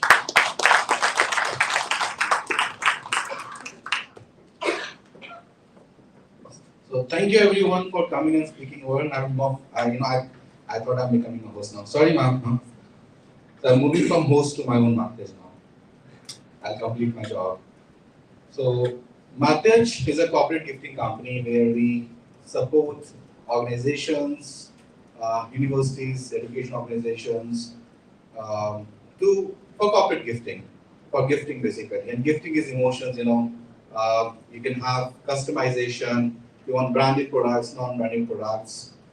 You want to create something. You want to curate something new. Your ask can be different. So as an organization, it's a 6-year-old organization, Martej, under a group company called as On Entrepreneur Shooters, which is 20-year-old. So we're into 4 different verticals. Our base is web hosting, corporate gifting, corporate training, digital marketing. These are 4 different companies we have under our hood. Martej is the 4th one, the newest one, 5 years old we started. And you can see on my left, on your right, a lot of display of gifting items is there. My team is there. And as the festival is approaching, it's not far, November I suppose, yes, right? Diwali, the festival of India. It's not far, it's very nearby, hardly 2 months, 2-3 months in the queue. So every corporate would like to go for it. But not only that, we had curated a lot of items like joining kits, birthday kits, work anniversaries, rejection kits, if you have not done rejection kits. It's beautiful to give a kit to someone you think you can hire after 6 months because the candidate is not well right now, but he or she can learn certain skills and come back after 3 months or 6 months. You give them a small gift. It's a small appreciation, even a small fridge magnet which I can carry in a pocket, a small gift. It creates emotions.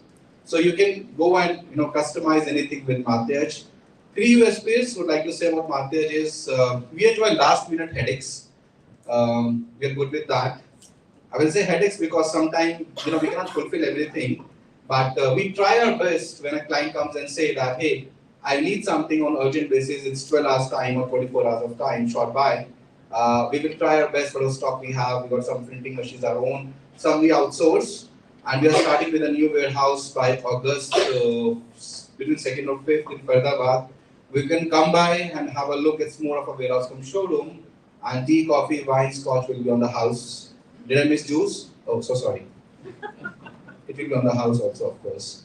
And you can come by and see things. My team will be happy to assist. And before you leave, do connect with the team, have a look. If something interests you, we'll be happy to meet you over a cup of coffee. And if you think we can meet you over a cup of coffee, I have 7 more gifts left over there, you can see. But you have to come there and say, hey, I want to meet this week or next week, then only that gift is yours. So that's the last one, as a silent ones. So thank you everyone for listening me. Before you go, we have Mr. Mohsin outside who is supporting for testimonials. He is looking for a testimonial. So if you think, and it's a good thing, as an organization, you should speak your experience, whosoever not done here, so that it can go to social media. A call out on the social media is very important for amazing workplaces. The wonderful work Ekta and Shirashi has done. So thank you, Ekta and Shirashi, for making it happen. Happy to be here. Thank you. Did I miss something? Oh, that's yours now. No. Okay, I can invite someone then. Someone is running away. No? Let's go. Govind Singh, you're running away. Mr. Govind Singh Negi from HR Success Talk, community partner. You cannot run away like this, sir. Okay. Take the Shrashi. Why don't you come on the stage, please? So we have 5 winners.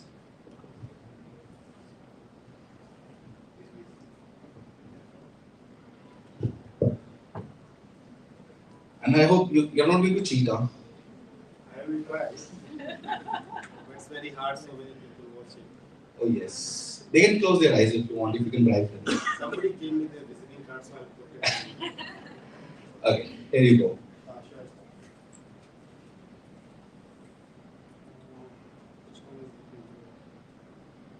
Which one is looking good? Which one is looking good? Is it your own? No, it's not mine. Is it Monica's? Monica. But the person is supposed to be here, right? The person is supposed to be here, but you can find out the person. But She's oh, here. yeah. Palak, can you call Monica ma'am from outside? From Lupai? Till then. Why do you cheat? Your integrated communication partner, Kumar Saurabh Srivastava. Yeah.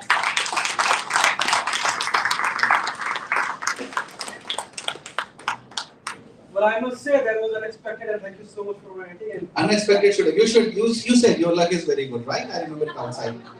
Yes. You said she can go on. Thank you. You got another lucky draw.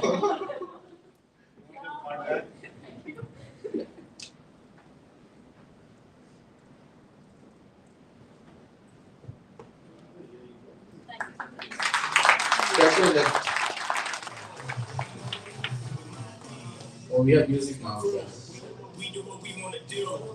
This it might not be for you. This what we want to be. Open up, stand in the sun. Cannons and guns. And then it's a rum. Priyanka. Life for me. Manish Kumar PRP. I'll just call him.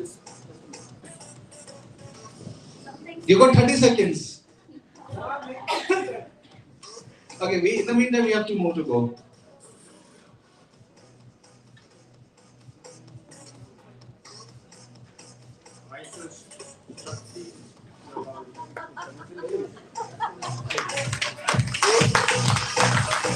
This is spoke down.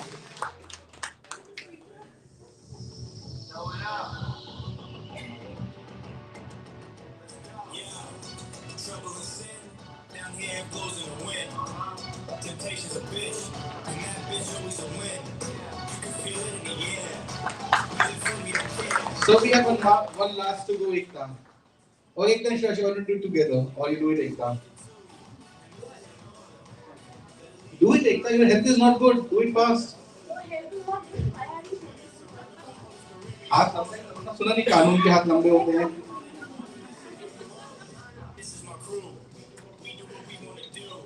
This it might not be for you. This what we want to be. IPG PR. PR company.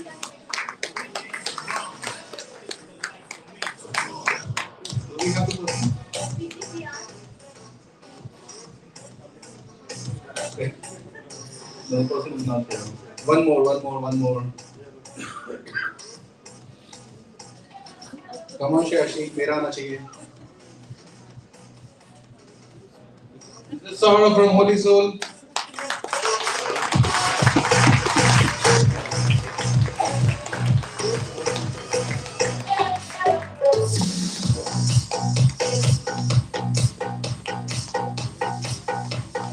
Thank you, everyone.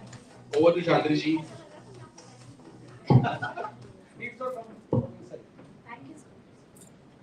And Ekta, we'll request you to remain there and deliver a vote of thanks for such a lovely event.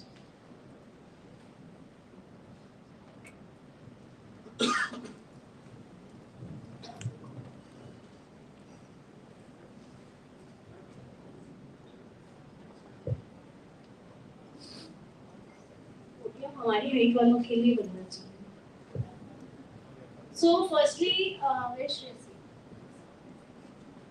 You also come. Actually, I have a bad throat, and vote of thanks was supposed to be given by Shreyasi, but no, she wants me to take that responsibility. Yeah, but अकेले तो मैं नहीं करूँगी आज को. This is the most difficult part, and because it was not planned, I was not supposed to be on stage, and I'll just add something here that man proposes and God disposes. So earlier this event was in June. Now it was shifted to July because for us also this was the first time, and all the preparations, and there was so much to do. Last minute surveys, closing up all the calculations and everything was supposed to be done. So we realized that we needed more time. And even today, you have been seeing a lot of things have gone up and down, but at the end of the day, we did pull the show. And yesterday, my condition was so bad that I felt that I would not make it to the hall today. And still, I'm standing here. Thanks God for this very fact that I'm standing here today. And that's why she's like, I don't want to give it, in your absence because we have built it together, and I just don't come in the center. So, anyways, this speech was very unprepared, and you can make it out from my voice. So I'll just read out, whatever we could jot down at the last minute. So as the co-founders, for Amazing Workplaces, we stand before you today with a heart filled with gratitude and excitement. This remarkable event marks a significant milestone in our journey to recognize and celebrate outstanding workplaces. I always say this is just the beginning, so there's a long, long way to go. To all the awarded organizations and their representatives, congratulations on your well-deserved success. Your commitment to employee satisfaction and creating exceptional work environments has set a new standard for excellence. The very fact that you had faith in us, in our process, that speaks a lot about, the thing that tomorrow when we are, going forward ahead in our journey, everybody knows, there will be bigger, larger names attached to us. But this right here, these 40 organizations and the other, 260 that couldn't make it, the ones who actually had faith in us to take up this process, they are the ones we'll always remember, because you are the ones who actually are the reason why we are standing here today. And I want to extend my deepest appreciation to the industry delegates who have graced us with their wisdom and insights, enriching our collective understanding of workplace dynamics. Most of them have left, because they had their own agendas during the day. So much is still there. Thank you for standing there tall and strong. But thanks to each one of them. Most of them are the ones who I have interacted with, during the beginning of the journey. And it just shows the faith they have in the brand, in us, in whatever we are doing, that one phone call and they agreed to be a part of this.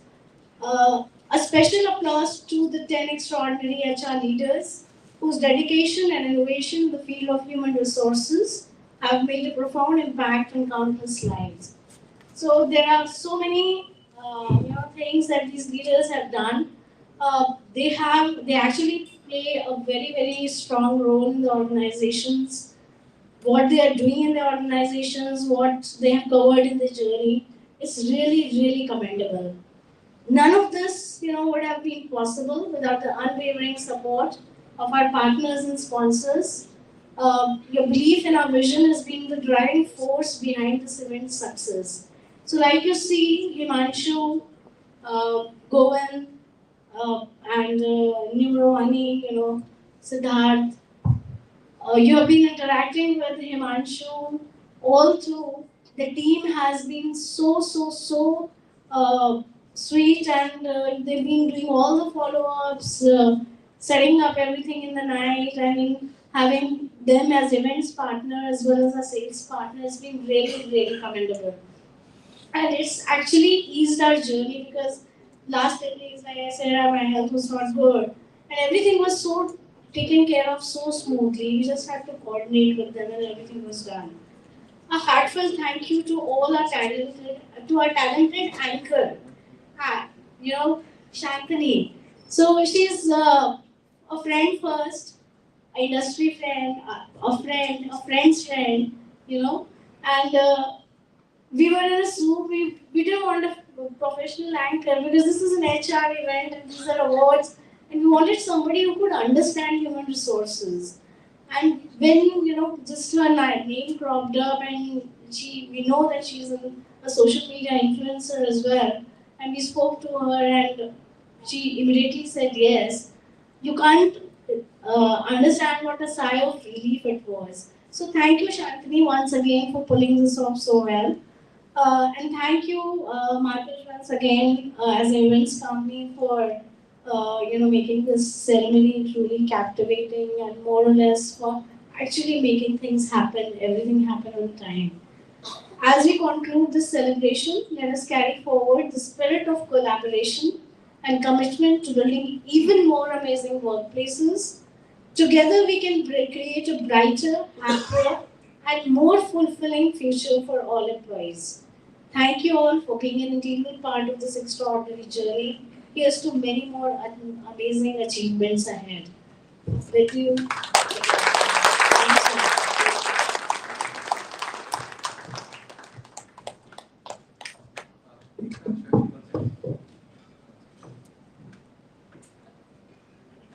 You got that gift from Slide Tech team, all the way from Chandigarh.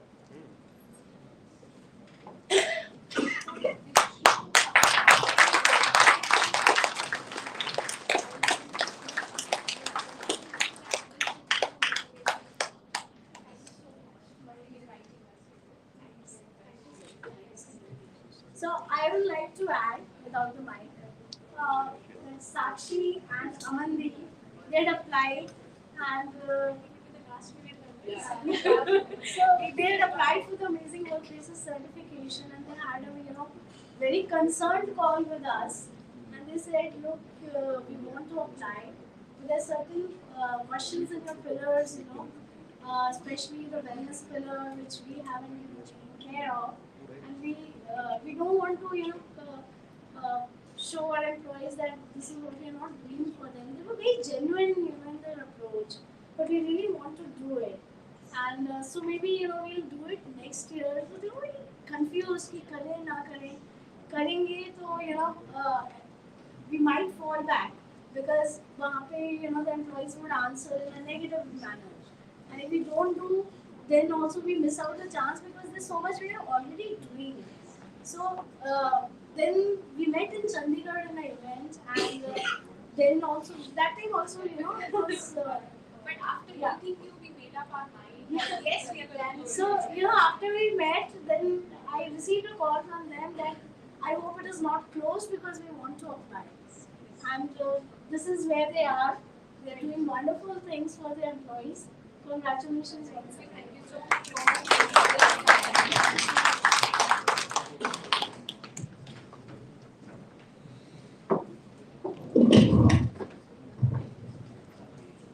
Himanshu, am I the only one between lunch and people? No, they have already started eating. Oh, they already started. She's just missing it out. So thank you everybody. Thanks for your patience. It was lovely having you. You make lovely audience. Can we have a big round of applause for everybody in the room? All the awardees. Amazing Workplaces, Shreti, Ekta, Govind, Himanshu, all. First the picture. Okay, so we quickly want the group picture before we proceed for lunch. Can we please have